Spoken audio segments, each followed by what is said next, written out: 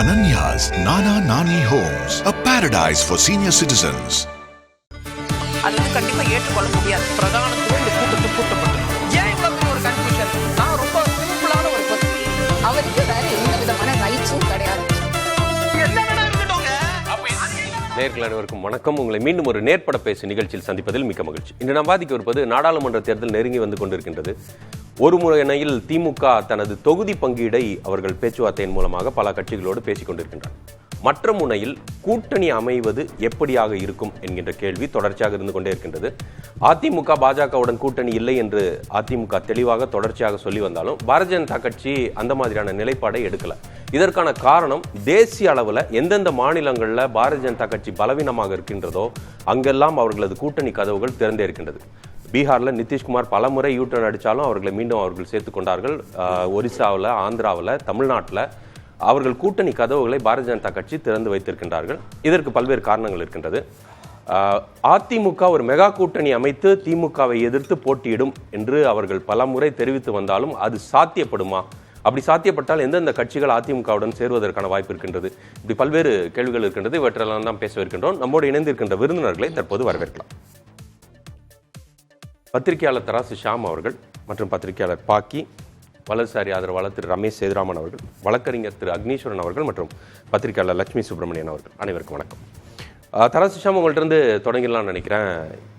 குறிப்பாக சில காலத்துக்கு முன்னதாக அதிமுக பாஜகவுடன் கூட்டணி இல்லைன்னு அவங்க வெளியே வந்தப்போ அந்த அதிமுகவுடன் யார் போவா, பாஜகவுடன் யார் போவான்ற ஒரு கேள்வியும் குழப்பமும் இருந்து கொண்டே இருந்தது. ஆனால் இன்னைக்கு அந்த நிலைமை மாறி இருக்குதா, இல்லை இன்னைக்கும் அதே நிலைமை தான் இருக்குதா? தேர்தல் நெருங்கி கொண்டு இருக்கின்ற சூழ்நிலையில் ஓரளவுக்கு ஒரு பெரிய கூட்டணியை அமைத்து அதிமுக போட்டியிடும்ன்ற ஒரு நம்பிக்கையை உருவாக்கி இருக்கின்றதா அதிமுக?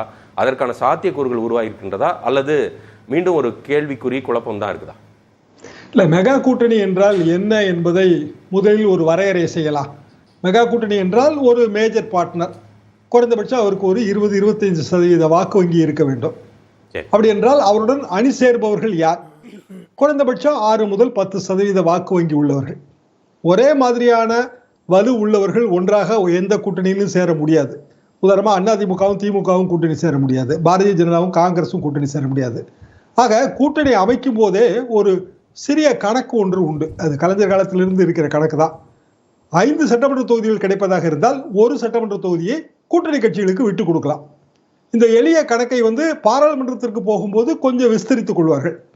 இதே பாரதிய ஜனதா கூட்டணி 1998 ஜெயலலிதா அவர்கள் அமைத்த போது அந்த கூட்டணி பேச்சுவார்த்தையில் நான் கலந்து கொண்டேன்.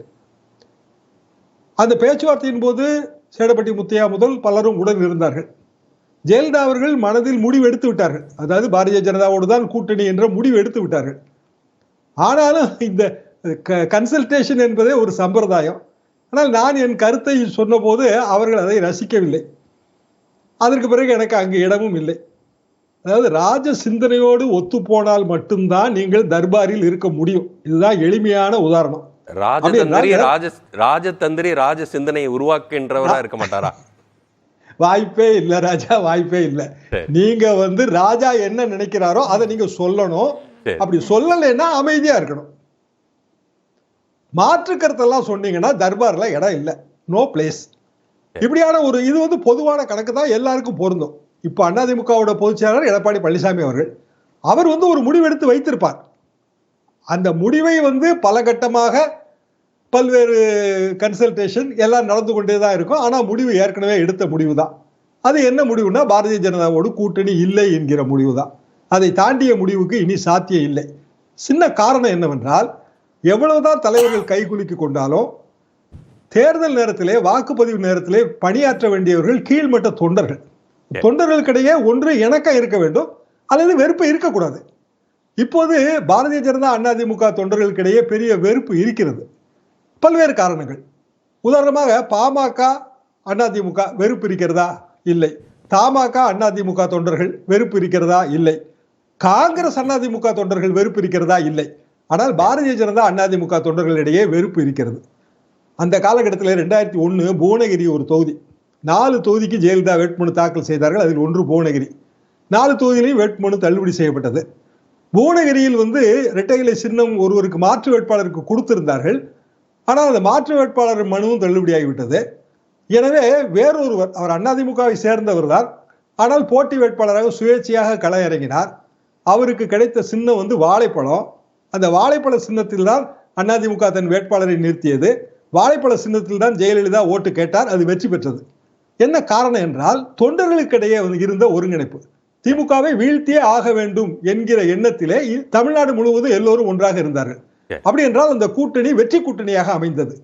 இப்போது அந்த நிலைமை இல்லாததால் பாரதிய ஜனதா அதிமுக கூட்டணி வரவே வராது என்பது என் கருத்து. சரி, அதாவது ஒரு இதுல நீங்க தெளிவா சொல்றீங்க, அதாவது பாஜக அதிமுக கூட்டணி இல்லை, ஆனால் பாஜகவை தவிர்த்து அதிமுக ஒரு மெகா கூட்டணி அமைப்பதற்கான சாத்தியமும் இல்லை அப்படின்ற அளவுல புரிஞ்சுக்கலாமா? ஏன்னா நீங்க சொல்ற வரையறையில ஒரு 10-15% மற்ற கூட்டணி கட்சிகள் கொண்டு வரணும் அப்படின்னா வேற மற்ற கட்சிகள்லாம் சேர்த்து போட்டால் கூட அந்த இது கணக்கு வராது அப்படின்னு புரிஞ்சுக்கலாமா, இல்ல அதுல வேற விதமான புரிதல் தேவைப்படுதா?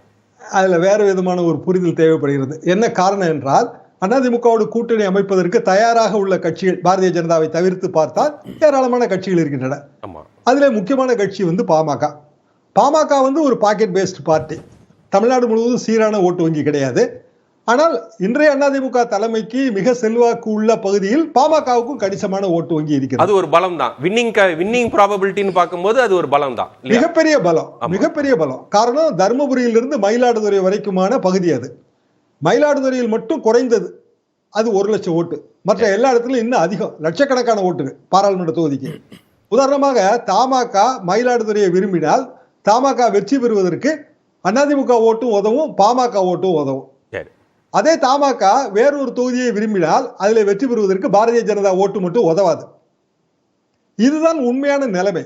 அப்படியான சூழ்நிலையில் அதிமுகவுக்கு ஃபர்ஸ்ட் பிரையாரிட்டி பாமக. பாமக அந்த கூட்டணிக்குள் வந்தால் பிற கட்சிகள், பெரும்பாலான கட்சிகள் அதற்குள் போய் சேர்ந்து விடும். எடுத்துக்காட்டாக தமாகவே போய் சேர்ந்து விடும். தமாக என்ன சொன்னது, பாராளுமன்ற தேர்தலுக்கு நாங்கள் பாரதிய ஜனதாவோடு கூட்டணி, ஆனால் அதே நேரத்தில் சட்டமன்ற தேர்தலுக்கு உங்களோடு கூட்டணி என்றால் அது ஏற்கனவே அது ரிஜெக்ட் செய்யப்பட்டது. இன்னொன்று ராஜ்யசபா சீட்.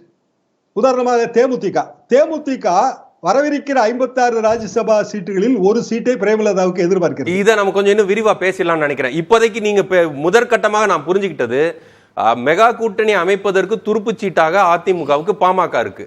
பாமக வந்து விட்டால் அதுக்கப்புறம் அந்த கூட்டணி கணக்குகள் கொஞ்சம் வேற விதமாக மாறுவதற்கான வாய்ப்புன்றதை புரிஞ்சுக்கிறேன். மிகவும் சரி. சரி, அடுத்த கட்டமாக திரு ரமேஷ் சேதுராமன், ஒரு விஷயம் தெளிவா புரியுது, பாஜக அதிமுக கூட்டணி இல்லை அப்படின்றத புரியுது. இன்னொரு பக்கம் இப்போ சில தினங்களுக்கு முன்னால நிர்மலா சீதாராமன் அவர்கள் பட்ஜெட் தாக்கல் செய்த பொழுது மீண்டும் ஆட்சிக்கு வர்றதற்கான ரொம்ப கான்ஃபிடன்ஸ் தெரியுது.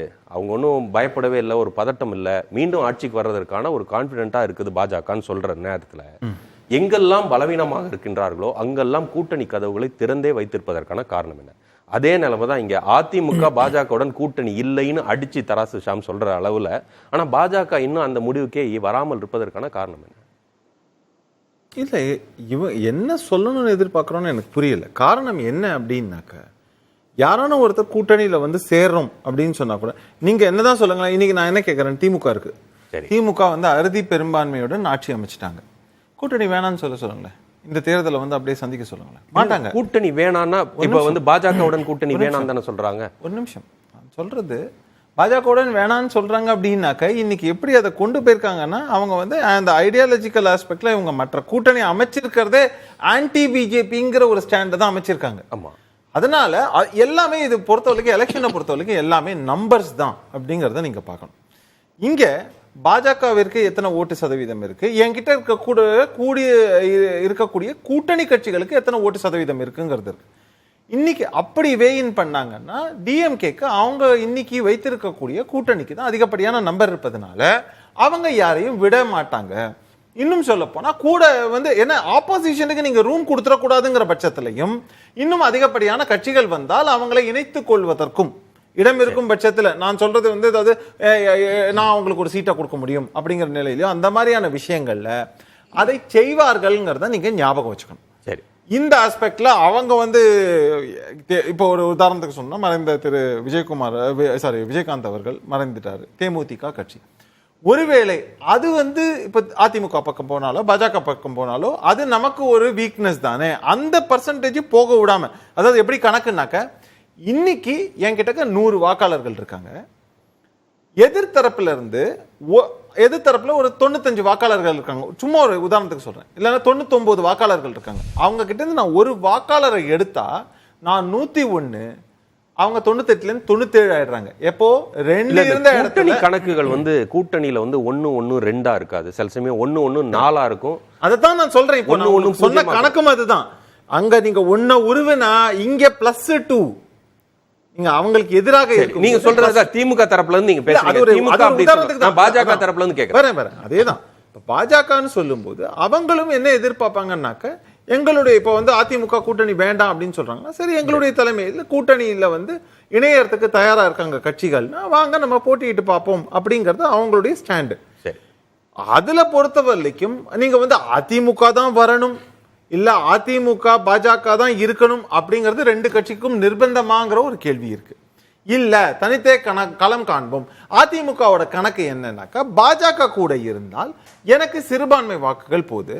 சிறுபான்மை வாக்கு போகும்போது நீங்க 2 பார்ட்டா பார்க்கணும். எனக்கு எவ்வளவு சிறுபான்மை ஓட்டுகள் வருங்கிறது ஒண்ணு, நான் திமுக தரப்புல இருந்து எவ்வளவு சிறுபான்மை ஓட்டுகளை ஏன் பக்கம் இழுக்கிறேங்கிறது ஒண்ணு. ரமேஷ் இதை நான் பேசலாம், இதை நீங்க உங்களுடைய பார்வையை நான் தெரிஞ்சுக்கணும்னு ஆசைப்படுறேன். ஆனா அதற்கு முன்னதாக பாஜக ஏன் இந்த முடிவை எடுக்குதுன்றதை நான் புரிஞ்சுக்கணும்னு விரும்புறேன். இப்போ ஆந்திராவில் அவங்க 2 கட்சியும் பாஜகவுடன் சேர்வதற்கு ஆசைப்படுறாங்க. YSR ஏற்கனவே ஒரு மறைமுகமா ஆதரவு நிலைப்பாடுல இருக்கு. சந்திரபாபு நாயுடு வெளிப்படையா பல முறை பாஜக சேர்றதுக்கான முயற்சி செஞ்சிட்டார். அங்க கூட்டணி கதவு திறந்திருக்குன்னா புரிஞ்சுக்க முடியுது. ஒரிசால நவீன் பட்நாயக் பிஜேபியை பெருசா விமர்சனம் பண்ணல, அங்க புரிஞ்சுக்க முடியுது. தொடர்ச்சியாக விமர்சனம் பண்ற அதிமுகவுடனும் கூட்டணி சேரணும்னு பாஜக ஏன் விரும்புதுன்றதுதான் புரிஞ்சுக்க வேண்டியது. எனக்கு புரியல. இல்ல அதிமுகவும் திமுகவும் ஊழல் கட்சிகள் அப்படின்னு சொல்லி அமித்ஷா சில மாசத்துக்கு முன்னால சொன்னாங்க. ஆனால் பாஜகவுடன் கூட்டணியை முறிச்சுக்கிட்டதுக்கு அப்புறம் இன்னைக்கு வரைக்கும் விமர்சனமே இல்ல அதிமுக பத்தி. மேலிடத்துல நாம் நேரடியாக நேர்காணல்ல பாஜகவினர் மூத்த தலைவர்களை கேட்கும் பொழுது கூட மேலிடம் அதை முடிவு பண்றேன்னு சொல்லியிருக்காங்க, பேசக்கூடாதுன்னு சொல்லியிருக்காங்கன்னு சொல்றாங்க. அப்ப அந்த ஆசையும் அந்த ஆர்வமும் எங்க இருந்து வருதுன்னு கேட்க இல்ல. ஆசையும் ஆர்வமும் கிடையாது. முடிவு பண்றோம் அப்படின்னு சொல்றது அவங்க எது இறுதி முடிவு வந்தா மட்டும்தான் அவங்க அடுத்த கட்டமா பேச முடியுங்கிறது ஒண்ணு. 2வது கணக்கு என்னன்னாக்கா, இப்போ பாஜக தரப்பு அவங்க எப்படி பாக்குறாங்கன்னாக்க, திமுகவை எதிர்த்தால் மட்டும்தான் தங்களுக்கு ஒரு இம்பார்ட்டன்ஸ் வரணும், இந்த மாநிலத்தில் நாங்க ஒரு வளரக்கூடிய கட்சியாக இருக்கணும் அப்படின்னாக்க, நாங்க இப்போ இன்னைக்கு பவர்ல இருக்கிறவங்களை எதிர்க்கணும். அந்த வகையில நாங்க திமுகவை எதிர்த்து பேசுறோம். அதுல டிஸ்ட்ராக்ஷன் வேண்டாம். எப்படி டிஸ்ட்ராக்ஷன் வேண்டாங்கிறதுனால அதிமுக தரப்பு பேசுறது. அதிமுக என்னுடைய அகைன் இதேதான். நான் எந்த பாஜகவுக்கு வெளியில இருந்து எப்படி நான் பாக்குறேன்னா, அதே மாதிரி அதிமுக தரப்புல இருந்து பார்க்கும்போது அவங்க என்ன நினைக்கிறாங்கன்னா, திமுகவுக்கு எதிர் ஆல்டர்னேட்டிவ் நாங்க தான். நாங்க இருக்கும்போது பாஜக ஒரு இம்பார்ட்டன்ஸ் கொடுக்க வேணாம், நாங்க எங்களுடைய மொத்த எஃபர்ட்டையும் நாங்க திமுக நோக்கி திருப்புறோம் அப்படின்னு நினைக்கிறாங்க. அதனாலதான் இங்க பேசப்படுது, ஒருவேளை இன்னும் கதவுகளை திறந்து வைத்திருக்கிறார்களா, இன்னும் கூட்டணி பேச்சுகள் நடந்து கொண்டிருக்கிறதா, ஒருவேளை ஜி.கே. வாசன் கூட்டணிக்காக அங்க போய் பேசுறாரு அப்படின்னாக்க இவங்களுக்காக தூது போனார். அவரே தெளிவா சொல்லிட்டாரு, அவங்களுக்கு பேசணும்னா அவங்களுக்கு தலைவர்கள் இருக்காங்க, அவங்களுக்கு உண்ட பேச்சுவார்த்தை நடத்தக்கூடிய அளவுல எல்லாம் இருக்காங்க, அதுக்கு நான் போகணும்ன்ற அவசியம் இல்லைங்கிற அளவுக்கு அவரும் தெளிவுபடுத்தினார். இதுதான் உங்களுடைய இதா இருக்கு. லட்சுமி சுப்பிரமணியன், நீங்க தராசு ஷாம் அவர்களுடைய பார்வையோடு உடன்படுறீங்களா? அவர் சொல்றதுல 2 விஷயம். ஒன்னு, அதிமுக பாஜக கூட்டணி இல்ல, வாய்ப்பில்ல. அதிமுக ஒரு பெரிய கூட்டணியை கட்டணும்னா முதல்ல பாமகவை அவர்கள் எடுக்கணும். அதிமுக பாஜக கூட்டணியில இருந்து, அதாவது என்டிஏல இருந்து விலகும் போது அவங்க சொன்னது ஒரு மெகா அலையன்ஸ் அப்படின்னு. அது பாரதிய ஜனதா கட்சி கூட்டணியிலிருந்து வெளியேறினது ஒரு ராஜதந்திரமான முடிவு அப்படின்னா, அந்த ராஜதந்திரிகள் ஏன் இவ்வளவு நாள் அந்த அலையன்ஸ் கையில் ஏதாவது ஒரு தந்திரம் இருந்திருக்கணும், இல்லாமல் ஒரு முடிவு எடுத்தாங்களா அப்படின்னு தெரியல. இன்னைக்கு வரைக்கும் பாமக என்டிஏல இருக்கும்னு சொல்லலை, இல்லைன்னு சொல்லலை. அதே போல தான் அதிமுகவோடு கூட்டணியா இல்லையா அப்படிங்கிறதும் சொல்லலை. ஆனால் கூட்டணியில் கண்டெஸ்ட் பண்ண போகிறேன் அப்படின்னு, கூட்டணியிலிருந்து தான் தேர்தலை சந்திக்க போகிறதாக ராமதாஸ் அவர்கள் சொல்கிறார். அதே போல தான் தேமுதிகவும். என்னை பொறுத்த வரைக்கும் தேமுதிக பாரதிய ஜனதா கட்சி கூட்டணியிலிருந்து, பாரதிய ஜனதா கட்டமைத்திருக்கக்கூடிய என்டிஏலேருந்து வெளியில் வரதுக்கான வாய்ப்புகள் இருக்கிறதா தெரியல. ஏடிஎம்கேவோட மெகா அலையன்ஸ் அப்படின்னா ஏதாவது ஒரு பெரிய கட்சியாவது இருக்கணும். அதாவது பெரிய கட்சி அப்படின்ற போது குறைந்தது 5-10% வாக்குகள் உள்ள ஒரு கட்சியாகவாவது இருக்கணும். அப்படி எந்த கட்சியுமே இதுவரைக்கும் பேச்சுவார்த்தைக்கு வரல. இன்னும் எலெக்ஷனுக்கு ஒரு 3 மாதம் இருக்குன்னு கூட நீங்கள் சொல்லலாம். அதுக்குள்ளே ஒரு அலையன்ஸை ஃபார்ம் பண்ணிட முடியும். ஒருவேளை திமுக கூட்டணி உடைஞ்சு திமுக கூட்டணியிலிருந்து யாராவது வெளியில் வருவாங்களா, ஏன்னா தொகுதி பங்கீடு நேரத்தில் சிக்கல்கள் இருக்கலாம், அப்போ யாராவது வெளியில் வருவாங்களான்ற காத்திருப்பு கூட இருக்கலாம். ஆனால் அதற்கான வாய்ப்புகள் ரொம்ப குறைவு. அதுக்கான வாய்ப்புகள் 99% இல்லை. ஒருவேளை நீங்க சொல்றதை இப்படி புரிஞ்சுக்கலாமா, வியூகம் இல்லாமல் இந்த கூட்டணியை முறித்து விட்டு மெகா கூட்டணின்னு பேசிட்டாங்களோ? வியூகம் இல்லாமல் அப்படின்னு நான் சொல்லலை. வியூகம் வந்து அவங்களோட வியூகம் என்னவா இருந்ததுன்னா, பாரதிய ஜனதா கட்சி கூட்டணியிலிருந்து வெளியே வந்தால் மைனாரிட்டி ஓட் பேங்கை டேப் பண்ண முடியும் அப்படின்னு நினச்சாங்க. ஆனால் அந்த மைனாரிட்டி ஓட் பேங்கை டேப் பண்ணுறதுக்கான போதுமான அந்த கால அவகாசம் இல்லை. இவங்களுக்கு வந்து அந்த நம்பிக்கையை பெறுறதுக்கான நாட்கள் வந்து அதிமுகவுக்கு போதுமானதாக இல்லை அப்படின்னு தான் நினைக்கிறேன். ஏன்னா ஆனாலுமே இன்னும் செப்டம்பர்லேருந்து இப்போ வரைக்கும் அவங்களால அந்த மைனாரிட்டி ஓட் பேங்க்கில் கான்சென்ட்ரேட் பண்ணி ஒர்க் பண்ணக்கூடிய ஒரு சூழலும் இல்லை. எந்த பகுதியில் ஒர்க் பண்ணியிருக்காங்கன்னு சொல்லுங்க, அப்படியும் எதுவும் இல்லை. ரெண்டாவது, காங்கிரஸோடு கூட்டணிக்கு வாய்ப்புகள் இருக்குது அப்படின்ற மாதிரி நிறைய முயற்சிகளும் நடந்தது. காங்கிரஸ் வந்து கூட்டணிக்கு வந்துருவாங்க அப்படின்னு. ஏன்னா காங்கிரஸோடு தொடர்பில் இருக்கக்கூடிய சிலர் வந்து எடப்பாடி பழனிசாமியோடும் தொடர்பில் இருந்தவர்கள் அப்படின்றதுனால அதுக்கான வாய்ப்புகள் இருக்குன்னு எதிர்பார்க்கப்பட்டது. அந்த மாதிரி நம்பிக்கை இப்போ முழுசா போயிடுச்சா? அப்படி ஒரு வாய்ப்பு இல்லை. ஏன்னா இந்தியா அலையன்ஸ் வந்து மற்ற இடங்கள்ல எல்லாமே பிரேக் ஆனாலும் தமிழ்நாட்டை பொறுத்த வரைக்கும் அது இன்டாக்டாக இருக்கிறதாக தான் காங்கிரஸும் சரி, டிஎம்கேவும் சரி, மற்ற கட்சிகளும் சரி அதை தான் சொல்கிறாங்க. ஏன்னா ஃபஸ்ட்டு டிஎம்கேவோட அலையன்ஸ் டாக்ஸுக்கு முதல்ல டேபிளுக்கு வந்ததே காங்கிரஸ் தான். அவங்க வந்து அதை அந்த ஒரு சுமூகமான ஒரு நிலைமை தொடர்றதா தான் சொல்கிறாங்களே தவிர உள்ளுக்குள்ளே எந்த சலசலப்பும் இப்போ வரைக்கும் இருக்கிறதாக தெரியல. ஒருவேளை 2ஆம் கட்ட 3ஆம் கட்ட தலைவர்களுக்குள்ள ஒருவேளை சலசலப்பு இருந்தால் கூட தலைவர்கள் மத்தியில் ஒருவேளை சுமூகமான ஒரு முறையை என்னன்னா நேச்சுரலாகவே இப்போ ஷாம் பேசும்போது ஒரு விஷயம் சொன்னார். நீங்கள் வந்து இந்த காடர்ஸோட இருக்கக்கூடிய அந்த ஒற்றுமை, நீங்கள் திமுக காங்கிரஸ்க்கு அவங்களுக்கு வந்து நிறைய இடங்களில் சலசலப்புகள் இருந்தாலுமே பெரும்பாலும் அது வந்து ஒரு நேச்சுரல் ஆலி மாதிரி கீழே வந்து ஒர்க் பண்ணக்கூடிய சூழல் இருக்குது. நிறைய இடங்களில் திமுகவுமே காங்கிரஸை சுமக்கிறோம் அப்படின்ற ஒரு எண்ணம் அவங்களுக்குள்ளே இருந்தாலும் ஒரு 3 தேர்தல்களாக அந்த அரித்மெட்டிக்கை வந்து டிஎம்கே வந்து பர்ஃபெக்டாக புரிஞ்சுக்கிட்டு இருக்காங்க. ஸோ அந்த அரித்மெட்டிக்கில் அவங்க லூஸ் பண்ணுறதுக்கான வாய்ப்புகள் இருக்கிறதா எனக்கு தெரியல. ஆனால் அதிமுகவை பொறுத்த வரைக்கும் இனிமேல் ஒரு மெகா அலையன்ஸ் வரும் அப்படின்னு நினச்சி, அதாவது செப்டம்பருக்கு பிறகு ஒரு மெகா அலையன்ஸ் வரும், பிஜேபி கூட்டணியிலேருந்து வந்தால் பெரும்பாலான கட்சிகள் நம்ம பின்னால் வந்துருவாங்கன்னு நினச்சி இருக்கிறதையும் விட்டுட்டாங்களோ. ஏன்னா இப்போ வந்து இந்த தேர்தலில் ஒருவேளை அதிமுக வந்து ஒரு மெகா அலையன்ஸ் இல்லை அப்படின்னா, இன்னொரு ஃப்ரண்ட் பிஜேபி தலைமையில் இன்னொரு ஃப்ரண்ட் இருக்குது அப்படின்னா ஆன்டி டிஎம்கே ஓட்ஸ் எல்லாம் செதறி போயிடும். அது கன்சாலிடேட் ஆகாது. அப்போ கன்சாலிடேட் ஆகலை அப்படின்ற போது இவங்க எல்லாருக்குமே வெற்றி வாய்ப்புகள் குறைவு. ஏன்னா நீங்கள் 2019 தேர்தலுடைய முடிவுகளை தான் இதுக்கு வந்து பேஸாக வச்சு இந்த லோக்சபா எலெக்ஷனை நம்ம பேச முடியும். அப்போ 2019 தேர்தலில் திமுக கூட்டணி எடுத்த வாக்குகளில் நீங்கள் வந்து அவங்களுக்கு ஆன்டி இன்கம்பன்சி இருக்குது, கூட்டணியில் பிரச்சனை இருக்குது, எல்லாத்தையும் சேர்த்து நீங்கள் பார்த்தீங்கன்னா கூட அவங்களுக்கு வெற்றி வாய்ப்புகள் அதிகமாக இருக்குது. ஏன்னா அந்த பர்சன்டேஜ் வந்து எவ்வளோதான் குறைஞ்சாலுமே 35% மேலே போயிடும். அப்படி 35% மேலே அப்படின்னா கிட்டத்தட்ட கிளீன் ஸ்வீப் பண்றதுக்காக. அப்ப நீங்க சொல்றது 2 புரிஞ்சுக்கலாம். அதிமுகவின் வியூகம் வந்து சிறுபான்மை வாக்குகளை பெறுவதற்காக அந்த கூட்டணியை முறிக்கிறாங்க. ஆனா மெகா கூட்டணி அமைப்பதற்கான வியூகம் என்னவாக இருக்குன்றது ஒரு கேள்விக்குறியா இருக்கு. இல்ல, அவங்க இதுவரைக்குமே முடிவு பண்ணல. மெகா கூட்டணிக்கான வியூகம் என்ன அப்படின்றது அவங்க கட்சியில பெரிய தலைவர்கள் யாருமே முடிவு செஞ்சதாக தெரியல. சரி, திரு அக்னீஸ்வரன், ஒரு மெகா கூட்டணி அமைப்போம்னு சொல்லி எடப்பாடி பழனிசாமி அவர்களே பேசும் பொழுது, ஆனால் இப்பொழுது வந்து 39-40 சீட்லையும் நாங்கள் வந்து ரெட்டை சின்னம்ன்ற மாதிரியான செய்திகள்லாம் பரப்பப்படுது இல்லையா? அப்படி இருக்கும் பொழுது ஒரு மெகா கூட்டணின்றத அதிமுகவே அவங்க அது வாய்ப்பு இல்லை, சாத்தியம் இல்லைன்ற ஒரு முடிவுக்கு வந்துடுறாங்களா அப்படின்ற ஒரு கேள்விகளும் இருக்கு. சாத்தியம் இல்லாததுனாலயா கூட்டணியை விட்டு வெளியே வந்திருக்கோன்னு சொல்லியிருக்கிறாங்க. ரெண்டாவது, வருகிற 2024 சட்டமன்ற தேர்தலிலும் 2026 சட்டமன்ற தேர்தல், பாராளுமன்ற தேர்தல், வரக்கூடிய எந்த தேர்தலாக இருந்தாலும் இல்லைன்றதை தீர்க்கமாக ஒரு முடிவு எடுத்திருக்காங்களே. சாத்தியம் இல்லாமலாம் அந்த முடிவு எடுப்பாங்க. ஒன்று. ரெண்டாவது விஷயம், சகோதரி அவங்க பேசுகிற போது சொன்னாங்க, லக்ஷ்மி மேடம் பேசும்போது, இது வந்து அந்த கூட்டணி காம்பேக்டாக இருக்குது அப்படின்னாங்க. கரெக்டு. ஆனால் அன்னைக்கு எதிர்க்கட்சியாக இருந்த திமுக, அன்றைக்கு வந்து மோடி எதிர்ப்பை அறுவடை செய்த திமுக, அன்றைக்கு பாரதிய ஜனதாவோடு அதிமுக கூட இருந்த அதிமுக, அதெல்லாம் இப்ப வெளியே வந்துருச்சே. எதிர்மறை வாக்குகள் திமுகவுக்கு பெருகி இருக்குது.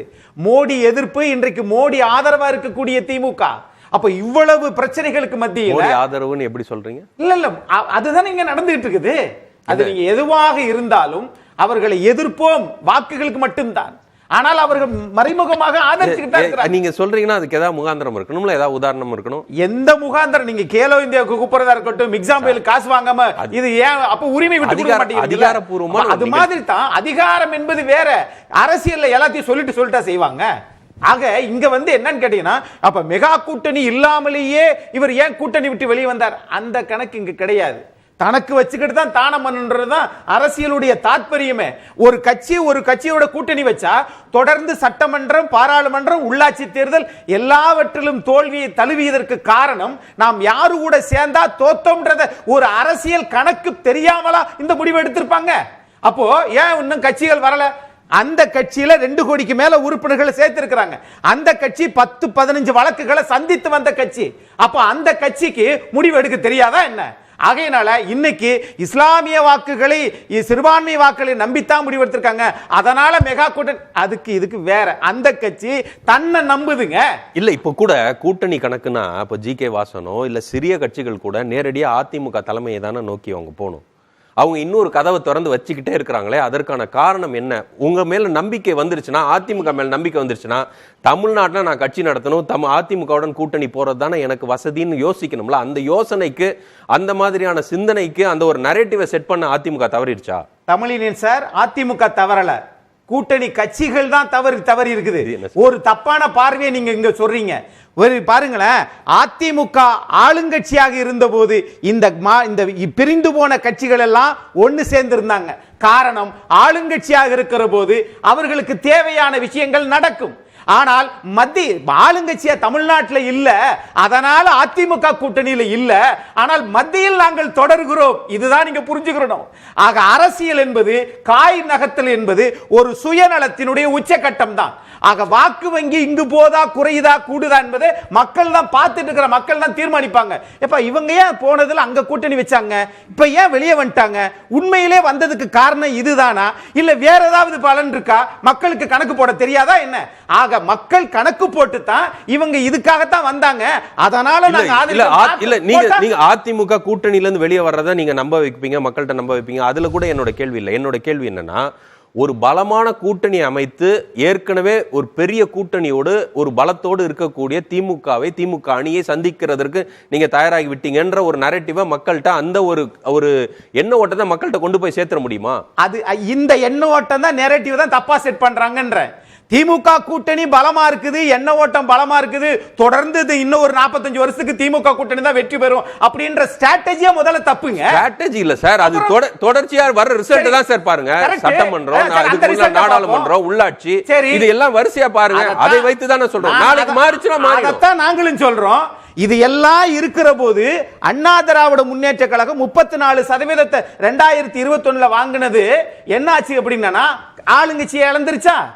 சட்டமன்ற தேர்தல், நாடாளுமன்ற தேர்தல் இறந்துச்சா? காரணம், மோடி எதிர்ப்பை சரியாக காயின் பண்ணி அறுவடை செஞ்ச திமுக கூட்டணி இப்ப அவங்களுக்கு வயித்துல புளிய கரைக்குது. என்னன்னா, எப்ப நம்ம மோடி எதிர்ப்புல தானே தொடர்ந்து 10 வருஷம் ஆட்சிக்கு வராதவங்க இப்ப ஆட்சிக்கு வந்துட்டோம். இப்ப அதிமுக வெளியே வந்துருச்சு.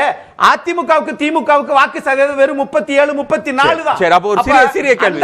தமிழ்நாட்டுல இன்னொன்னு, தராசு சியாம் சார் நீங்க Facebookல பார்த்தாலே அரசியல்ல முதல்ல கணிப்பை போட்டவரே அவர்தான். அவர் என்ன சொல்றாருன்னா, 25% இருக்கிற ஒரு வாக்கு வங்கி அப்படின்னு சொல்றாரு. பாத்தீங்களா, அது உண்மையும் கூட. ஆனால் 34% வைத்திருக்கக்கூடிய கட்சி நீங்க சொல்றீங்கல்ல, ஏன் இன்னும் பல கட்சி வரல? ஏங்க, அதுவே ஆலமரம், அதுவே 34% வச்சிருக்குது. சில கட்சிகள் வந்தால் வரவேற்பார்கள். பொதுச் செயலாளர் அதிமுக வரவேற்கும். கட்சி தொண்டர்கள் என்ன முடிவெடுக்கிறாங்களோ அதைத்தான் அவர் முடிவெடுத்திருக்கிறாரு. கட்சியினுடைய கூட்டணி கட்சிக்காக ஒரு கட்சி வளைந்து கொடுத்தால் அந்த கட்சி நீண்ட ஆட்சி செய்ய முடியாது என்பதை தெரிஞ்சுதான் திரு எடப்பாடி பழனிசாமி இந்த முடிவு எடுத்திருக்கிறார். இந்த முடிவு சாதுரியமான முடிவு. உடனே நீங்க சொல்லுவீங்க ராஜதந்திரமான முடிவா? இல்லை, இது அரசியல் சாதுரியத்தனமான முடிவு. ஒரே ஒரு சிறிய கேள்வி. அதாவது மோடி எதிர்ப்பை மூலதனமா வச்சு திமுக அதை முழுசா அறுவடை பண்ணுச்சுன்னு சொன்னீங்கல்ல, உண்மைதானே? மோடி எதிர்ப்பு தமிழ்நாட்டு அரசியல்ல இப்பயும் ஒரு பெரிய மூலதனமா இருக்குதா? இப்பயும் அப்படித்தான் இருக்குது, நாளைக்கு அப்படித்தான் இருக்கும். ஏன்னா அதிமுக கல அரசியல் செய்கிறது. திமுகவும் அதிமுக வாக்கு வங்கி சேர்த்தீங்கன்னா ஏறத்தாழ 75 விழுக்காடு இருக்கிறது. அதை நீங்கள் கட்டமைப்பை உடைக்கணும்னு சொன்னா நீங்கள் செயல்பாட்டுக்கு வரணும். வெறும் Facebook, வாட்ஸ்அப்ல பேசிக்கிட்டு பத்திரிகையாளர் சந்திச்சா மக்களுடைய வாழ்வாதாரம் சல்லுன்னு மேல ஏறிராது. சரி, பாக்கி மோடி எதிர்ப்பு அப்படின்றது தான் 2014, 19, இப்போ 24 அதே நிலைப்பாடு தான் இங்கே தமிழ்நாட்டில் இருக்குதா? அதனுடைய விளைவு, அதனுடைய தாக்கம் என்னன்னு எதிர்பார்க்கிறீங்களா? இல்ல அதுதான் இருக்குதான்னு கேட்கிறேன். 24 ஒரு அக்னீஸ்வரன் சொல்றது போல மோடி எதிர்ப்புன்றது ஒரு பெரிய மூலதனமா இருக்குதான்னு கேட்கிறேன். இல்லை, முன்ன இருந்தது. இப்போது பாஜக தமிழ்நாட்டில் தன்னுடைய பிரசன்ஸ், இருப்பை கணிசமாக காட்டி வருகிறது, நாளுக்கு நாள் அதிகரித்து வருது. அதை நம்ம புறந்தள்ளி விட முடியாது. நாம் மோடி எதிர்ப்பா இல்லையா அதை விடவும் திராவிட முன்னேற்ற கழகம் இந்த 3 ஆண்டுகளை பூர்த்தி செய்ய போது இதன் மீதான அதிருப்தியை யார் அந்த அதிருப்தியை யார் பயன்படுத்தி கொள்கிறார்கள் அப்படின்னு பார்க்கும்போது அது பிஜேபியா அல்லது ஏடிஎம்கேவா அப்படிங்கிற பார்வையை தான் முதல்ல எடுக்க முடியும். இப்போ கருத்து கணிப்புகளை பொறுத்தவரையில் பெரும்பாலும் சில சமயம் நீங்க சொல்றது ஒரே இதுல கிளாரிஃபை பண்ணி, அதாவது ஆன்டி டிஎம்கே ஓட்ஸ்ன்றது ஒரு பெரிய இதா இருக்குன்னு சொல்றீங்க. அக்னிஸ்வரன் சொல்றது போல ஆன்டி மோடி இல்ல ஆன்டி பிஜேபி ஓட்டை விட ஆன்டி டிஎம்கே ஓட்ஸ் அதிகம்ன்றீங்க இப்ப இருக்கிறது. இப்ப இந்த சூழ்நிலை எல்லாமே பேசுறது அதிமுக யாரை அதிகமாக விமர்சிக்கிறாங்க? திமுக அரசாங்கத்தை. பிஜேபி யாரை அதிகமாக விமர்சிக்கிறாங்க? திமுக அரசாங்கத்தை. இப்ப நீங்க ரஜினி சொன்ன மாதிரி 10 பேர் யாரை சேர்ந்து எதிர்க்கிறாங்களோ அப்ப யார் பலசாலின்னு சொன்ன மாதிரி இல்ல அது அந்த பலனை யார் எடுத்துக்க போறாங்கன்றது ஒரு கேள்வி. அதுக்காக நம்ம காத்திருக்கணும். ஒன்று. ரெண்டாவது, இந்த கூட்டணி, மெகா கூட்டணி பற்றி ஒரு எனக்கு தெரிஞ்ச தகவலை சொல்கிறேன். ஒன்று, செல்வி ஜெயலலிதா அம்மையார் 2004 பிஜேபியோட அலையன்ஸ் வச்சாங்க. அண்ணன் தரசு வச்சாமல் இருந்தாங்க இல்லையா? 2009 பிறகு 2014 மோடியா லேடியா அப்படிங்கிற முழக்கம் உங்களுக்கு நல்லா நிறைய இருக்கும். 2014 கூட 40 நமதே 40 இடங்களும் போட்டியிட்டு 38 இடங்களை கணிசமாக வென்றார்கள்.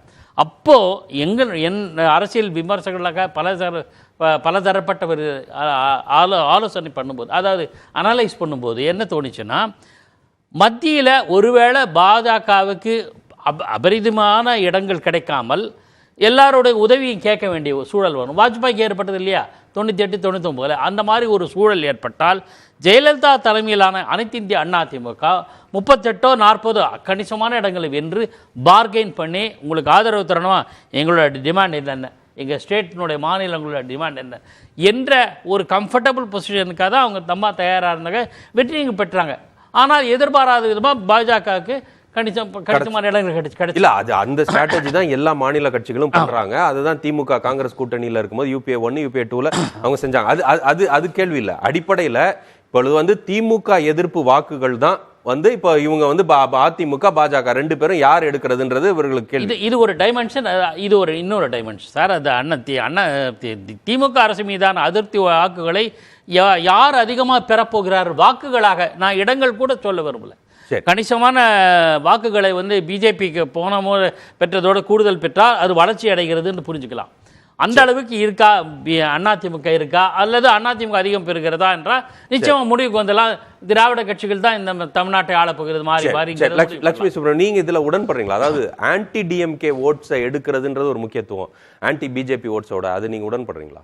அதான் நான் சொன்னேன், திமுகவுக்கு எதிரான வாக்குகள் சிதறும். இன்னைக்கு இருக்கக்கூடிய சூழல்ல எதிர்கட்சியாக, அதாவது ஒரு கிரிட்டிக்கல் அப்போசிஷனாக ஏடிஎம்கே இருக்குல்ல, பிஜேபி எவ்வளோ தூரம் கிரிட்டிக்கல் அப்போசிஷனா இல்லை திமுகவுக்கு எதிர்ப்பான நிலையில் பேசிக்கிட்டு இருக்காங்களோ அந்த அளவு கூட அதிமுக இல்லை. இத்தனைக்கும் அவங்களுக்கு ஒரு பெரிய நம்பர்ஸ் எம்எல்ஏஸ் இருக்காங்க, இருந்தாலும் அவங்க ஒரு கிரிட்டிக்கல் அப்போசிஷனாக இல்லை. அப்போ ஆன்டி டிஎம்கே ஓட்ஸை அவங்க கேபிட்டலைஸ், அதாவது அவங்களுக்கு கிடைக்குமா இல்லை, அதையும் அது கன்சாலிடேட் ஆகிறதுக்கான வாய்ப்புகள் இல்லை. இன்னொரு கூட்டணி அப்படின்னு வரும்போது அது பாரதிய ஜனதா கட்சி தலைமையிலான கூட்டணின்ற போது அவங்களுக்கு இது பார்லிமெண்ட் எலெக்ஷனில் ஃபேஸ் ரொம்ப முக்கியம். அந்த ஒருவேளை மோடி அப்படின்னு நீங்கள் 2014 2024 கம்பேர் பண்ண முடியாது. அப்போ இருந்த மோடி எதிர்ப்பு அப்படிங்கிறது இன்னைக்கு அதே வலுவோட தமிழ்நாட்டில் இருக்கா அப்படின்னு கேட்டால் அது இந்த தேர்தலுக்கு பிறகுதான் அதற்கு முடிவு தெரியும். இந்த தேர்தல், அதாவது 2024 அதே அளவு எதிர்ப்பு இருக்கு அப்படின்னு நான் சொல்ல மாட்டேன். எதிர்ப்பு ஏன்னா போலரைஸ் ஆயிருக்கு, ஓட் பேங்க் பெரிய அளவுல போலரைஸ் ஆயிருக்கு. அப்போ மாற்றங்கள் நிறைய தமிழ்நாட்டில் போலரைஸ் ஆயிருக்கு. அதனால மாற்றங்கள் நிறைய இருக்கிறதுக்கான வாய்ப்புகள் இருக்கு. அப்போ அதிமுக எப்படி ஆன்டி பிஜேபி ஓட்ஸோ ஆன்டி டிஎம்கே ஓட்ஸ் ரெண்டையும் எப்படி கேப்சர் பண்ண போறாங்கன்றது அவங்களுடைய ஸ்ட்ராட்டஜி என்னன்றது இது வரைக்கும் தெரியல. ரெண்டாவது இன்னொரு கேள்வி இருக்கு, ஒரு இடைவேளைக்கு அப்புறம் நீங்க சொல்லுங்க. என்னன்னா அடிப்படையில் அதிமுக எதிர்கட்சியாக இருக்கும் பொழுது எப்பொழுதுமே அவர்கள் வீரியமாக செயல்பட்டிருக்கிறார். எம்ஜிஆர் எதிர்க்கட்சியா இருந்ததில்ல, ஜெயலலிதா எதிர்க்கட்சி தலைவராக இருக்கும் பொழுது கூட அவங்க வந்து இந்த அளவுக்கு வீரியமா களத்துல இறங்கி பேசினதோ இல்ல அறிக்கைகள் வரும், அதை தாண்டி என்ன செயல்பாடுகள் இருக்கும். இந்த அதிமுக அது மாறி செயல்பட்டால் தான் அவங்க வெல்ல முடியுமா? அதிமுக என்னைக்குமே பெரிய எதிர்க்கட்சியா அவங்க பெர்ஃபார்ம் பண்ணதில்லைன்றதான் கேட்டேன். அப்படி சொல்லி டிஸ்மிஸ் பண்ணிட முடியாது. ஏன்னா ஜெயலலிதா இருந்த பீரியட்ல அவங்க சட்டமன்றத்துல பேசினதையோ இல்லை வந்து ஒரு முறையும் அந்த பப்ளிக் மீட்டிங்ஸ் நடத்துனது இதெல்லாம் நீங்கள் பார்த்துருக்கணும். அப்போ வந்து அந்த ஏடிஎம்கே கார்டர்ஸ் வந்து எப்போதுமே கிரவுண்ட் லெவலில் ஒன்றா தான் இருந்திருக்காங்க. அந்த அவங்களுக்கு வந்து லீடரோட ஒரு இமோஷனல் அட்டாச்மெண்ட் இருந்திருக்கு. இன்னைக்கு அதே வீரியம் இருக்கா, அந்த கரிஸ்மா இருக்க லீடர் இன்னைக்கு இருக்காங்களா இல்லையா அப்படின்றது அந்த சூழ்நிலை வேறன்னு சொல்றீங்க. ஜெயலலிதா அவர்கள் வந்து ஒருவேளை களத்துக்கு இறங்கி போறாங்களா, அவருக்கான அட்டாச்மெண்ட் வேற. அதாவது 2006 2011 வரைக்கும் கவர்மெண்ட் இல்லை அப்படின்னாலும் கிட்டத்தட்ட 2008க்கு பிறகு கொஞ்சம் ரொம்ப அறிக்கைகள் வர்றது கூட ரொம்ப குறைவாக தான் இருந்தது. ஜெயலலிதா வந்து கோடநாடில் இருந்தாங்க, அங்கேயே வந்து நிறைய மீட்டிங்ஸ் எல்லாம் கூட நடந்தது. ஆனால் 2010 முதல் பப்ளிக் மீட்டிங் அவங்க வந்து கோயம்புத்தூர்லேயும் அதுக்கு பிறகு மதுரையிலையும் மீட்டிங் நடக்குது. அங்கே இருந்த அந்த எழுச்சியும் அந்த கூட்டமும், அதாவது தேர்தலுக்கு வந்து ஒரு 7-8 மாதம் முன்னால் 2010 நடக்குது, 2011 தேர்தல் வரப்போகுது. அப்போ அந்த எழுச்சியும் அந்த கூட்டமும் அது வந்து இன்னைக்கு ஏடிஎம்கேவால அதே அளவில் கூட்ட முடியுமா அப்படின்றது அந்த மாதிரியான கரிஸ்மா இல்லாத ஒரு தலைவர் இருக்கும்போது இவரோட செயல்பாடுகள் இல்லைன்றதை நான் சொல்லலை. ஜெயலலிதாவோட கரிஸ்மா வேற. இன்றைக்கு அதே சூழல் இருக்கா இல்லையான்றது தெரியல. ஏன்னா 3 தேர்தல்கள் வந்து பெரிய அளவில் அவங்களுக்கு வெற்றி இல்லை. அவர் அக்னீஸ்வரன் சொல்றாரு பிஜேபியோட இருந்ததுனால தான் அந்த வெற்றி இல்லாமல் இருந்தது, இனி வந்து மாறலாம் அப்படின்னு. இந்த தேர்தல் அவங்களுக்கு அவங்களோட ஓட் பேங்க் அப்படியே தான் இருந்தாலுமே வெற்றி அப்படின்றது இருக்குமா அப்படின்றது தான். தலைமைகள் வேற தலைமைகள், இந்த தலைமை வந்து வேற மாதிரி. அவங்களுக்கு இன்னைக்கு வந்து அன்னைக்கு வந்து சவுத்லயும் சரி வெஸ்ட்லயும் சரி எல்லா இடங்கள்லயுமே பெரிய அளவில் ஆதரவு இருந்தது. இன்னைக்கு தென் மாவட்டங்கள்ல அதே அளவு ஆதரவு இருக்கா இல்லையா அப்படின்றதும் குவெஸ்டன் மார்க். ஏன்னா தென் மாவட்டங்கள்ல நான் வந்து தலைவர்கள் ஓபிஎஸ்கோ இல்ல டிடிவிக்கோ பெரிய ஃபாலோவிங் இருக்குன்னுலாம் சொல்லலை. ஆனா ஒருவேளை கம்யூனிட்டி வைஸ் அந்த வாக்கு வங்கி பிரிஞ்சுது அப்படின்னா அது அதிமுகவுக்கு பாதகமாக தான் முடியும். சரி, தராசு ஷியாம் அவர்கள், அதாவது ஒருவேளை ஒரு சின்ன ஒரு அண்டர் கரண்ட் இருக்குமா அதிமுக தொண்டர்கள் மத்தியில், ஒரு சின்ன அண்டர் கரண்ட்? அதாவது லட்சுமி சுப்பிரமணியன் குறிப்பிட்டது போல தென் மாவட்டங்களில் வாக்கு வங்கியும், அதாவது மேற்கு மாவட்டங்களில் மற்ற மாவட்டங்களில் இருக்கக்கூடிய வாக்கு வங்கியும் ஒரு வித்தியாசம் இருக்கும் பொழுது அந்த அண்டர் கரண்ட் 2ஆம் கட்ட தலைவர்கள் மத்தியில் ஒரு வேளை இந்த மாதிரியான நம்ம போக்கு நம்மளை வந்து நம்ம பகுதியில் நம்மளை வந்து ஒருவேளை சரிவடைஞ்சு வச்சிருமோ அப்படின்ற ஒரு எண்ணம், அதன் மூலமாக இந்த பாஜக முன்னெடுக்கக்கூடிய மற்ற விஷயங்களையும் நம்ம கொஞ்சம் ஒருவேளை உடன்பட்டு போலாமோ அப்படின்ற எண்ண ஓட்டம் ஒரு அண்டர் கரண்ட் அதிமுகவில் இருக்குமா, குறிப்பா தென் மாவட்டங்களில்? அதிமுக தொண்டனின் கிராஸ் செக்ஷன் குறுக்குவெட்டு தோற்றம் என்னன்னா, ஒன்று திமுக எதிர்ப்பு, இன்னொன்று எம்ஜிஆர் ஜெயலலிதா மீதான பற்று. எம்ஜிஆர் பக்தர்களாக இருப்பார்கள், ஜெயலலிதா பற்றாளர்களாக இருப்பார்கள். இந்த ரெண்டும் இருந்தாலே அதிமுகவின் ஒரு குறிப்பிடத்தகுந்த ஓட்டு வங்கி அவங்ககிட்ட தான் இருக்கும். அதை யாராலும் அசைக்கவே முடியாது. அது எத்தனை சதவீதங்கிறது தான் நமக்கு புரியல. ஏன்னா பழைய கணக்கு இப்போ பொருந்தாது. பாலிடிக்ஸ், அதுவும் குறிப்பாக வந்து இந்த கூட்டணி அரசியல் என்பதே வந்து நிகழ்கால அரசியல் இயக்கவியல் தான், கரண்ட் பொலிட்டிக்கல் டைனமிக்ஸ் தான். அப்போ கரண்ட் பொலிட்டிக்கல் டைனமிக்ஸ்ல குழப்பம் இருக்கு, அது நம்ம எல்லாருக்குமே தெரியுது.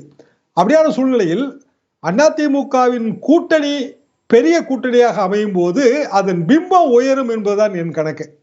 தென் மாவட்டங்கள்ல பலவீனமா இருக்கலாம், ஆனால் வட மாவட்டங்கள்ல பலம் சேர்ப்பதற்கான வழி என்பது பாமக தான். அதுல மாற்றுக்கிறதே கிடையாது. பாமக என்ன முடிவு எடுக்காம இருக்காங்க. என்ன காரணம்னா, இப்பவே ஏதாவது ஒரு முடிவெடுத்து ஒரு பேட் பிளட்டை வந்து நீங்க ஸ்பில் பண்ணிட்டீங்கன்னா அப்புறம் 2 தொண்டர்களும் ஒன்றி வேலை பார்க்க மாட்டாங்க. இப்ப நீங்க யோசிச்சு பாருங்க, அதிமுக தொண்டர்களுக்கு பிஜேபி பேர்ல இருக்கிற வெறுப்பு பிற கட்சிகள் மேல இருக்கவே இருக்காது. ஏன்னா யாரும் வந்து எதிர்கருத்தோ இல்லைன்னா பேட் பிளட்டோ வரலாங்க. எனவேதான் இவங்க ஜாக்கிரதையா இருக்கிறாங்க. பாமக துவக்க விழாவில் பேசின ஜேர்னலிஸ்டுங்கன்னா 1989 அவங்க ரொம்ப கேர்ஃபுல்லா காய் நகர்த்துவாங்க. அவங்களோட நலன் எதுவோ அதுக்கு தான் காய் நகர்த்துவாங்க. இல்ல தராசுஷாம், நீங்க சொல்றதுல மாற்று பார்வை ஒண்ணு இருக்குது இல்லையா? நீங்க இப்பவே முடிவு எடுத்துட்டா ஒரு பேட் பிளட் உருவாயிரும்னு சொல்றீங்க இல்லையா? ரொம்ப தாமதமாக முடிவெடுத்தா ஒரு நல்லிணக்கத்தை கொண்டு வர்றதற்கான நேரம், மக்களிடம் இவங்க நாங்க சேர்ந்துதான் இருக்கிறோன்றத சொல்றதற்கான நேரம், அதெல்லாம் ரொம்ப குறைஞ்சு போயிடாதா? தேவையில்லை. கூட்டணி கடைசி நேரத்தில் முடிவெடுத்தாலும் அது ஓகே தான். இப்ப உதாரணமா விஜயகாந்த் வந்து 2011 எடுத்த முடிவு ரொம்ப கடைசி நேர முடிவு தான். ரொம்ப டில்லி டேலி. இன்னும் சொல்ல போனா ஜெயலலிதா உருவபூமை எரிக்கிற அளவுக்கு வந்து தேமுதிக தொண்டர்கள் இப்ப இருந்தாங்க. ஆனாலும் திமுக எதிர்ப்பு, அது திமுகவை தோற்கடித்தே ஆக வேண்டும் என்கிற அந்த உணர்வு இருக்கும்போது அது சாத்தியமாயிற்று. ஆனால் ஜெயலலிதா தலைமை, அதுல லட்சுமி கருத்தை நான் அப்படியே ஏத்துக்கிறேன். ஜெயலலிதாவோட கரிஸ்மாங்கிறது அது டோட்டலா வேற ரகம்தான். என்றாலும் கூட எடப்பாடி பழனிசாமி அவர்களுக்கான வாய்ப்பு என்னன்னு நம்ம பார்க்கணும். கண்ணை மூடிட்டு திமுக மிக பலம் பொருந்திய கட்சி, அதை அசைக்க யாராலும் முடியாது, நான் அப்படி சொல்ல தயாராகவே இல்லை. ஏன்னா 96 to 98 திமுக ஆட்சி, திமுக தமாக, ரஜினிகாந்த் வாய்ஸ் 96, 98லயும் ரஜினிகாந்த் வாய்ஸ். ஆனால் எப்படி 40 தொகுதிகளுக்கு 30 தொகுதிகளை அதிமுக கூட்டணி பிடித்தது? ஜெயலலிதா மீது வழக்கு எப்படி பிடித்தது? ஏனென்றால் அந்த கூட்டணி பலம், அதாவது பாமக, தேமுதிக, பிஜேபி, சுப்பிரமணிய சாமி மற்றும் வாழப்பாடி ராமமூர்த்தி 17 சீட்டு கொடுத்து 23 சீட்ல அதிமுக நின்றது, பெரிய அளவுக்கு வெற்றியும் பெற்றது. 2001 சட்டமன்ற தேர்தல் வெற்றியாக மாறியது. அதையும் நீங்க யோசிங்க. 2024 மக்களவை தேர்தல், 2026 சட்டமன்ற தேர்தல், 1998 மக்களவை தேர்தல், 2001 சட்டமன்ற தேர்தல். சோ இந்த வெற்றி அதுல பிரதிபலிக்கும். ஆக எடப்பாடி பழனிசாமியின் கணக்கு எது என்றால் அதை அவர் ரகசியமா தான் வச்சிருப்பாரு. நிச்சயமா யார்ட்டையும் வெளிப்படையாலும் சொல்லவே முடியாது, எந்த தலைவரும் சொல்ல மாட்டாங்க. மெகா கூட்டணி என்பது வாக்கு வங்கி அடிப்படையில, சதவீத அடிப்படையில போடப்படுகிற கணக்கு. ஆனால் வெறும் அரித்மெட்டிக்ஸ் மட்டும் இதை தீர்மானிக்காது. குறியீடுகள் என்னன்னு நம்ம பார்க்கணும். ஒரே ஒரு சிறிய விஷயம் என்னன்னா, தமிழ்நாடை பொறுத்த வரைக்கும் தேசிய கட்சிகளின் ஆதிக்கமும் தாக்கமும் குறைந்து பல காலம் ஆயிடுச்சு. இங்க ஒரு கட்சி நடத்தணுமோ, ஒரு தயவு வேணும் அப்படின்னா அது இங்க அதிமுக திமுக 2 கட்சியும் தான். அவங்க ஆளுங்கட்சியா இருக்காங்க, எதிர்கட்சியா இருக்காங்கன்ற காலம் எல்லாம் ஆனா கொஞ்சம் மாறி விட்டதோ அப்படின்ற ஒரு கேள்வி இருக்கு. இந்த கேள்வி ஏன்னா, உடனடியாக நாங்க திமுக கூட்டணியா அதிமுக கூட்டணியான்னு ஒரு கட்சி முடிவு பண்ணிச்சுன்னா அதை புரிஞ்சுக்கலாம். ஆனா திமுக இல்ல, பாஜகவா அதிமுகன்ற குழப்பத்துல பல கட்சிகள் இருக்குது இல்லையா? அப்படி இருக்கும் பொழுது இந்த நிலைமை மாறிடுச்சோன்ற ஒரு கேள்வி வருது. ஏனென்றால் அரண்மனை சாப்பாடாக இருந்தாலும் நம்ம சொந்த வீட்டு அடுப்பை அணைச்சிட்டு போக முடியாது. நீங்க ராஜா வீட்டுல சாப்பாட்டுக்கு போறீங்கிறதெல்லாம் உண்மைதான். ராஜாவின் பெயர் நரேந்திர மோடி. ஆனா உங்க கட்சியோட நலன் நீங்க பலி கொடுத்துட்டு போக முடியாது. இப்ப வாசன் அவர்களுக்கு எதுவாக இருக்கும், அவரோட கட்சியின் நலன் என்பது என்ன? சட்டமன்ற தேர்தலில் குறைந்தபட்சம் ஓரிரு எம்எல்ஏக்களை பெறுவது அல்லது 4-5 எம்எல்ஏக்களை பெறுவது. அதுக்கான வழி என்ன? அது அதிமுக ஓட்டு இல்லாம எப்படி வாங்க முடியும்? இப்படிதான் எல்லாருக்குமே. அது பாமகவுக்கும் அதே நிலைமை தான், தேமுதிகவுக்கும் அதே நிலைமை தான். ஆசை என்ன அப்படின்னா, 56 ராஜ்யசபா சீட் வருது, நமக்கு ஒரு சீட்டு கிடைத்தால், ஒருவேளை நரேந்திர மோடி அவர்களை மீண்டும் ஆட்சிக்கு வந்தால் அங்க நமக்கு ஏதாவது ஒரு பொசிஷன் கிடைக்காதா? இயற்கையான ஆசை தான், அரண்மனை சாப்பாடு. ஆனா அதற்காக சொந்த வீட்டு அடுப்பை அணைச்சிட்டு போக முடியாது. இந்த குழப்பம் தீரும் போது இது சரியாகும். குழப்பம் எப்போது தீரும் என்றால், அதிமுக கூட்டணி வலிமையானது. இப்படி புரிஞ்சுக்கிறேன். இதற்கு முன்னாலும் அரண்மனை சாப்பாடு தேவைப்பட்டது. அது திமுகன்ற கேண்டீன் இல்ல அதிமுகன்ற கேண்டீன், 2 கேண்டீன்ல தான் போக முடிஞ்சது. இப்ப டைரக்டா அரண்மனைக்கு போய் சாப்பிட முடியுது. அது ஒரு வழிதான். இப்ப இந்த கூட்டணி கட்சிகள் அதிமுக பாஜக முடிவெடுக்க முடியாமல் இருப்பது அப்படின்னு புரிஞ்சுக்கலாம் இல்லையா? நான் சொல்ற அரண்மனை டெல்லி, நீங்க சொல்ற அரண்மனை சென்னை. சென்னை அரண்மனையில நீங்க பங்கு கட்டிக்கினா உங்களுக்கு கூட்டணியிலே இடம் இல்ல. பிரச்சனையே அதுலதான் இல்ல நானும் சொல்ல, நான் டெல்லி அரண்மனையை தான் சொல்றேன். நான் எப்படி சொல்றேன்னா, இப்போ சில கட்சிகள் இங்க கூட்டணி கிடையாது, டெல்லியோட தான் கூட்டணின்னு சொல்லி இருக்காங்க, கடந்த காலங்களையும் சொல்லி இருக்காங்க, திமுகவும் சொல்லி இருக்குது. ஆனா பெரும்பாலும் சிறிய கட்சிகள் இங்க திமுகவோ அதிமுக தயவு இல்லாம நேரடியாக கூட்டணி வைப்பது மிக கடினம். அப்படி இருந்தாலும் இவர்கள் இங்க நெருக்கடி கொடுப்பாங்கல்ல, அந்த நிலைமை மாறிடுச்சோ, இவர்கள் நெருக்கடி கொடுக்கிற நிலைமையில இருந்து மாறிட்டாங்களோன்னு தான் கேட்கிறேன். ஒரே ஒரு பேச்சுவார்த்தை தாங்க நமக்கு வெளிப்படையா தெரிஞ்சது. எதுனா ஜி.கே. வாசன் அவர்களோட பேச்சுவார்த்தை. என்ன காரணம்னா, அவருக்கு கொடுக்கப்பட்டிருக்கிற ராஜ்யசபா சீட்டு, அதை வைத்து அவருக்கு டெல்லியில் இருக்கிற பல தொடர்புகள். எனவே அவர் பாரதிய ஜனதா அதிமுக கூட்டணி வருவது நல்லது, இரு தரப்புக்கும் நல்லதுன்னு நினைக்கிறார். ஒரு நல்ல தூதுவர் மாதிரி அவர் செயல்படுறாரு. ஆனா எந்த இடத்துல அது பாசிபிள் இல்லாம போகுது அப்படின்னா, நீங்க சென்னை அரண்மனையில உங்களுக்கு பங்கு வேணும்னு மனசளவுல நினைச்சா கூட நாங்க உங்களை கூட்டணியில சேர்க்க மாட்டோம். கனவுல நினைச்சா கூட, நேத்து நான் ஒரு சொப்பனம் கண்டையா, கோட்டையில ஏன் கொடி பறக்கிறதா சொல்லி பாருங்க யாத்தையாவது. சொப்பனம் கூட நீங்க காண முடியாது. அதுக்குத்தான் மாநில கட்சிகளுக்கு தேசிய கட்சிகளுக்கு இடையிலான அந்த டிஃபரன்ஸ் ஆகும். திரு அக்னீஸ்வரன், அதிமுக கொஞ்சம் செயல்பாடுகள்ல சில மாற்றங்கள் கொண்டு வரணுமோ? லட்சுமி சுப்பிரமணியன் அவர்கள் சொல்றது போல அந்த வீரியமாக பாஜக திமுக எதிர்க்கிறது போல அதிமுக இல்லையா? நான் பல கோடி மக்கள் பார்த்துட்டு இருக்கக்கூடிய இந்த ஊடகத்துல சொல்றேன், பாரதிய ஜனதாவும் திமுகவும் எதிர்த்ததனால், வாய் சண்டை போட்டதனால் தமிழ்நாட்டு மக்களுக்கு என்ன திட்டத்தை நீங்க கொண்டு கொடுத்தீங்க? ரெண்டு பேரும் பலூனை ஊதி வெடிக்க வச்சது மாதிரி நீங்களா பரஸ்பரமா குற்றம் சாட்டிக்கிறீங்க ஒழிய நாங்கள் தான் எதிர்க்கட்சி, நாங்கள் எதிர்த்தால் தான் நாங்களும் எதிர்க்கட்சி. அது இல்ல. எதிர்க்கட்சியாக ஈரோடு கிழக்குல ஏன் நிக்கல? அவங்க செயல்பாட்டுக்கு ஏன் வரமாட்டேங்கிறீங்க? நான் நல்ல காலை அடக்குவேன் சொல்லிட்டு இருந்தா பத்தாது. அலங்காநல்லூர் ஜல்லிக்கட்டுல போய் வாடிவாசல் உள்ள நிக்கணும். ஆக நிற்கக்கூடிய கட்சி தமிழ்நாட்டில் 2, அது திமுக அதிமுக. 1. 2வது லட்சுமி சுப்பிரமணியம் அவங்க சொல்லக்கூடிய பார்வை நான் முற்றிலும் மாறுபடுகிறேன். இந்தியாவினுடைய மாண்புமிகு உள்துறை அமைச்சர் அமித்ஷா அவர்கள் சொன்னபோது என்ன சொன்னாங்கன்னா, தமிழ்நாட்டுக்கு வந்த போது ஒரு 6 மாசத்துக்கு முன்னாடி தமிழ்நாட்டில் தலைவர்களுக்கு வெற்றிடம் இருக்கிறது அப்படின்னாரு. அப்போ அதிமுகவிலிருந்து பொதுச் செயலாளராக வந்து விட்டார். அப்போ ஒரு வழக்கும் நடந்து கொண்டிருந்தது. ஆக வெற்றிடம் இல்லையா? முடிஞ்சு போச்சா? அதே மாதிரி திமுகவில் தலைவர் கலைஞர் போனதுக்கு பிறகு ஸ்டாலின் அவர்கள் நாட்டினுடைய முதலமைச்சராக வந்துட்டாரா? அப்ப 2 கட்சியிலும் வெற்றிடம் இல்லையா? ஃபில் பண்ணியாச்சா? இப்போ என்னாச்சுன்னா இங்க பிரச்சனை, 2 கட்சி வெற்றிடம் சொன்னது வெற்றிடம் இல்ல. இப்ப 2 கட்சியும் தனித்தனியா கூட்டணி நிக்குது. இங்க என்ன சொல்ல போறோம் அப்படின்னா, நான் இன்னொன்னு லட்சுமி சுப்பிரமணியம் சொல்றாங்க, நீங்க ஜெயலலிதா மாதிரி இவங்க பண்ணல. அந்த காலகட்டம் இவ்வளவு அழுத்தம், கூட்டணி கட்சி நான் உங்களோட கூட்டு வைக்கிறேன்னு சொன்னா ஒட்டுமொத்தமா உங்க சொத்த போற எனக்கு புடுங்கிறதுக்காக நான் கூட்டணி வைக்கல. ஒரு நட்பு, அவ்வளவுதான். நட்புக்கே இந்ததுன்னா கட்சியவே உங்களுக்கு இது பண்ணிடுவாங்க. வாக்கு வங்கி மொத்தமா உங்களுக்கு போயிருமா என்ன? டிரான்ஸ்பர் ஆயிருமா என்ன? அப்போ நான் கேட்கிறேன், நாட்டில் கலைஞர் மாதிரி இன்னைக்கு இவர் நம்ம முதலமைச்சர் வேலை செய்யல அப்படி நம்ம சொல்ல முடியுமா? அப்ப வேறு இன்னைக்கு இருக்கக்கூடிய அரசியலில் எப்படி கட்சியை கொண்டு போறாங்க, எந்த லட்சுமி சுப்பிரமணியம் அதான் சொன்னார், 2 பேரும் வெவ்வேறு, இவர் குறைவு அவர் கூட அப்படின்லாம் சொல்லலாம். ஆனா ஒப்பிடவே முடியாது. அப்படி பார்த்தா பொன்னான பிரதமர் அடல் பிஹாரி வாஜ்பாய், அதுதான் நான் சொல்றேன். அப்படி நான் ஒப்பீடு பண்ணா நீங்க ஒத்துக்குறீங்களா? உங்களுக்கு சல்லுன்னு கோவம் வரும்ல, அதுவா எங்களுக்கு ஒப்பீடு இல்ல. அந்த வீரியம் இருந்தாதான் ஒரு இழப்பு. ஒரு மாபெரும் தலைமை செல்வி ஜெயலலிதா இறந்துட்டாங்க. இறந்து போனதுக்கு பிறகு அந்த இடத்துல ஒரு ஜனநாயக ரீதியா திரு எடப்பாடி பழனிசாமி அங்க வருவார்னு யார் கனவு கண்டா? யாருமே கனவு காணவில்லை. ஆனால் ஒரு அடிப்படை தொண்டன் கட்சிக்கு தலைவனா வருது, அதுதான் ஜனநாயகம். அந்த தலைவனுக்குடைய நம்பிக்கை கட்சியை காப்பாற்றணும்ன்ற எண்ணம் வருமா வராதா? இன்னொன்னு இதோட முடிச்சிடுறேன். இப்ப அரண்மனை சாப்பாடு அப்படின்னாரு. அரண்மனை சாப்பாடு, அரண்மனைனாலே இன்னைக்கு முதலமைச்சர், முன்னாடி மன்னன், இன்னைக்கு டெல்லிக்கு அரண்மனை அங்க இருக்கலாம். இதே கூட்டணி கட்சிகள் அரண்மனையாக இருந்தது எடப்பாடி பழனிசாமி. அன்றைக்கு இந்த கூட்டணி கட்சிகள் எல்லாம் தங்கள் எப்படி தன்னை தகவமைத்துக் கொண்டது அப்படின்னா பாக்குற மக்களுக்கு நான் சொல்லிக்கிறேன். ரமேஷ் சேதுராமன், அதிமுக பாஜக தரப்புல இருந்து பார்த்தோம், பாமக தரப்புல இருந்து அவர்கள் ஒரு முக்கியமான பிளேயர்களா, அவங்க என்ன மாதிரியான கூட்டணி முடிவெடுப்பதற்கான வாய்ப்பு சாத்தியம் இருக்குன்னு நீங்க நினைக்கிறீங்க? இல்ல, இதுல பல கணக்கு இருக்கு. என்ன யோசிச்சாங்கன்னா, அதிமுக அவங்க என்ன எதிர்பார்த்தாங்கன்னாக்கா, ஒருவேளை திமுக ஐஎன்டிஏ கூட்டணியிலேருந்து வெளியே வருமா அப்படிங்கிற ஒரு பார்வை, அதெல்லாம் நடக்க போறதில்ல அப்படின்னு தெரிஞ்சது. அடுத்தது, இந்த கூட்டணிக்குள்ள ஒருவேளை பாமக போவதற்கான வாய்ப்பு, பாமக போச்சுன்னா விசிக வெளில வந்துடும். ஒருவேளை அப்படி நடந்தா தங்கள் பக்கம் விசிகாவை இழுக்கலாமா, இந்த மாதிரி எல்லாம் பல கணக்குகள்லாம் போட்டாங்கன்னு பார்த்தோம். அதே மாதிரி நான் தமிழர் கட்சி, இந்த மாதிரி பல கணக்குகளை அவங்க எல்லா கட்சியும் பண்றது தான், இவங்களும் அந்த மாதிரியான ஒரு கணக்கு. இன்னொரு பக்கம் அவங்க யோசிக்கிறது எப்படின்னா, இந்த மெகா கூட்டணி அப்படின்லாம் சொல்றதுக்கான ரீசன் என்னன்னா, இப்போ நாங்க சிறுபான்மை வாக்கு வங்கி, அது நாங்க சிறுபான்மை மக்களுக்கு எதிரானவர்கள் இல்லை, நாங்க ஆன்டி பிஜேபி ஸ்டாண்ட் எடுக்கிறோம் அப்படிங்கிற மாதிரி, அதனால எஸ்டிபிஐ கட்சியை இங்க உள்ளுக்குள்ள கொண்டு வராங்க. ஸோ இது இன்னொரு பக்கம் அப்படிங்கிறதையும் நம்ம பார்க்குறோம்.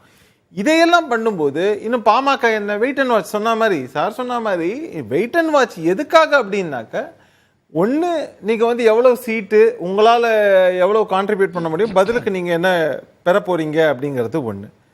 ரெண்டாவது முக்கியமான விஷயம், அதிமுக நான் இன்னைக்கு நேற்று சொல்ல, திரு எடப்பாடி பழனிசாமி அவர்களுக்கு அவரோட கணக்கே என்னன்னா, 2024 தேர்தல் நான் வேணா ஒரு பல்ஸ் பார்க்கறதுக்கு வேணா பிரைமரி ஃபோக்கஸ், அதில் கொஞ்சம் சீட்டுகளை வெற்றி பெற முடியும். ஆனால் என்னுடைய ரொம்ப முக்கியமான ஃபோக்கஸ் கட்சியை தன்னோட கண்ட்ரோல்ல வச்சுக்கிறது.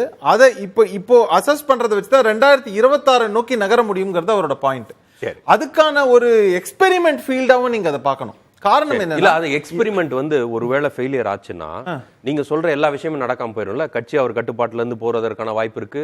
26க்கு ஒரு நல்ல கூட்டணி அமைத்து மீண்டும் ஆட்சியை பிடிக்காமல் இருப்பதற்கு, அதற்கான வாய்ப்பை நழுவ விடுவதற்கான வாய்ப்பு இருக்கு. இந்த மாதிரியான விஷயங்கள்லாம் இருக்கு. அதுக்கப்புறமும் நம்ம 2 வருஷம் சொல்றோம். 2 வருஷம் இஸ் a long period. அதுல என்ன வேணா நடக்கலாம், எப்படி வேணா நடக்கலாம். ஆனால் ஒரு அரசியல்வாதியாக அவருடைய கணக்குன்னு ஒண்ணு இருக்குல்ல, ஒரு கட்சி பெரிய கட்சியுடைய ஒரு தலைவர்ங்கிற முறையில் அவர் ஒரு கணக்கை போடுறாரு. அப்போ பாஜக இருந்தால் என்ன, பாஜக ஒருவேளை தனியா நிக்கிறாங்கன்னா அவங்களோட இன்னைக்கு அவங்களோட ஸ்ட்ரென்த் என்னன்னு தெரியும், அவங்க கிட்டக்க எந்த கூட்டணி போறாங்கன்னு தெரியும். இந்த மாதிரி பல வியூகங்களை 26 தான் ஃபைனலா வச்சிருக்காரு. 24 ஒரு செமிஃபைனல் மேட்ச் மாதிரி 24 வந்து அவங்க இப்ப நான் என்ன கேக்குறேன், கடந்த முறை 2019 சொல்றோம் எலெக்ஷன் நடந்துச்சுங்க, எத்தனை சீட்டு அதிமுக வெற்றி பெற்றது என்னோட ஒரே கேள்வி. ஆனா அதனால இன்னைக்கு என்ன அவங்களுக்கு குறைஞ்சு போச்சு? இத்தனைக்கும் நடுவுல வேற ஆட்சியில இருந்தாங்க, ஆட்சி போயும் 2.5 வருஷம் ஆயிப்போச்சு. ஆனா அவங்களுக்கு என்ன நஷ்டம் என்ன லாபம்ங்கிறத மட்டும் நீங்க சொல்லுங்க. சரி, ரொம்ப சிம்பிள், அவ்வளவுதான். அப்படிதான் ஒரு எடப்பாடி அவர்கள் வந்து தன்னுடைய கட்சி அடுத்த கட்ட நகர்வு தமிழ்நாடு தான் முக்கியம்னு டிசைட் பண்றாருன்னா, சரி 26 நோக்கி தான் அவர் நகர்றாரு. ஒரு தன்னுடைய பொசிஷனை ஸ்ட்ரெங்தன் பண்ணிக்கிறதுக்கும் தான் கட்சியோட பொசிஷன் இன்னைக்கு என்ன அண்டர் மை லீடர்ஷிப் அப்படிங்கறத ஒரு அசஸ் பண்றதுக்கும் அவர் இது ஒரு எக்ஸ்பெரிமெண்ட் ஃபீல்டா பாக்குறாருன்றது என்னுடைய பார்வை. 20 வினாடிகள் இருக்கு, சுருக்கமா நிறைய பாரு. என்ன கேள்வி இருக்கு? இல்ல அதுதான் சொல்றீங்க, எடப்பாடி அவர்கள் 26 நோக்கி தான் நகர்றாரு, 24 அவருக்கு ஒரு எக்ஸ்பெரிமெண்டேஷன் தான். அந்த எக்ஸ்பெரிமெண்டேஷன் அவர் கை கொடுக்கும்னு நினைக்கிறீங்க? அது பாஜகவுக்கு தான். பாஜக வந்து தமிழ்நாட்டில் வந்து கணிசமான எம்பி சீட்டு பெற்று பெற வேண்டும்ங்கிற நோக்கம் கூட கிடையாது. ஏன்னா அவங்க தே ஆர் கான்ஃபிடென்ட். நார்த்தன் ஸ்டேட்ஸில் வட மாநிலங்களில் கணிசமான இடங்கள் ஆட்சி அமைக்கக்கூடிய அளவுக்கு அவங்களுக்கு கணிசமான இடங்கள் வரும் அப்படிங்கிற நம்பிக்கை இருக்கிறதுனால மல்லிகார்ஜுன கார்கே சொல்லிட்டார், அதை என்டார்ஸ் பண்ணிட்டார். அதனால அது பிரச்சனை இல்லை. தமிழ்நாட்டை பொறுத்தவரை பாஜக அவர் வந்து இப்படி சொல்லப்படுதுன்னு சொன்னார், மறைமுகமா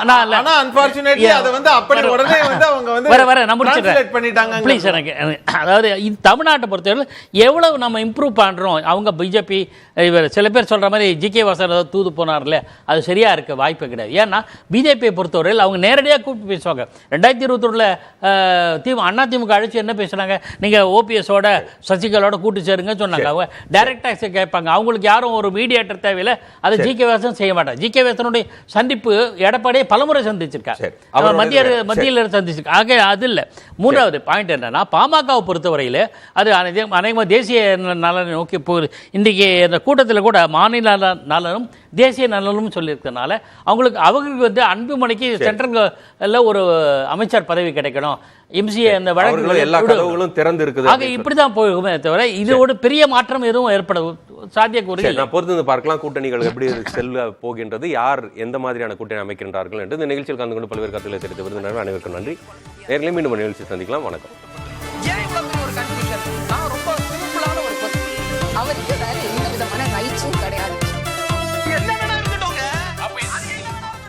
Ananya's Nana Nani Homes, a paradise for senior citizens.